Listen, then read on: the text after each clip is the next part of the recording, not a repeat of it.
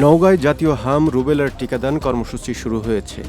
আজ সকালে জেলার পোরশা উপজেলা স্বাস্থ্য কমপ্লেক্স চত্বরে আয়োজিত অনুষ্ঠানে ভার্চুয়ালি যুক্ত হয়ে কার্যক্রমের উদ্বোধন করেন স্থানীয় সংসদ সদস্য মোহাম্মদ মুস্তাফিজুর রহমান।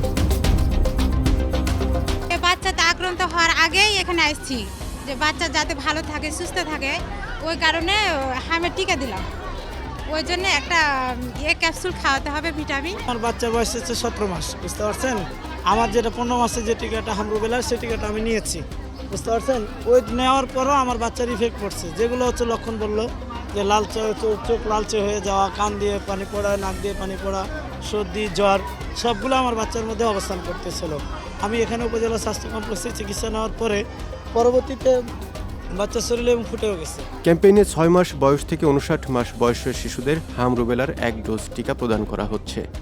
অনুষ্ঠানে Naogaon civil surgeon doctor Aminul Islam, অতিরিক্ত পুলিশ সুপার শ্যামলী বর্মন, পোরশা উপজেলা নির্বাহী অফিসার রাকিবুল হাসান ও স্বাস্থ্য বিভাগের কর্মকর্তাগণ উপস্থিত ছিলেন। বক্তাগণ বলেন, সম্প্রতি শিশুদের মাঝে হাম রোগের প্রাদুর্ভাব বেশি দেখা দেওয়ায় পোরশা উপজেলায় বিশেষ ক্যাম্পেইনিং শুরু করা হয়েছে। এছাড়া সকল পর্যায়ে সচেতনতা গড়ে তোলা হচ্ছে। কার্যক্রমের অংশ হিসেবে বেশি আক্রান্ত এলাকাগুলোতে মাইকিং ও লিফলেট বিতরণ করার কথা জানান তারা বলেন, 6 মাস বয়স থেকে 59 মাস পর্যন্ত বয়সের শিশুদের মধ্যে হাম রোগে আক্রান্ত মৃত্যুর ঝুঁকি বেশি থাকে। তাই টিকার পাশাপাশি ভিটামিন এ গ্রহণের পরামর্শ দেওয়া হচ্ছে।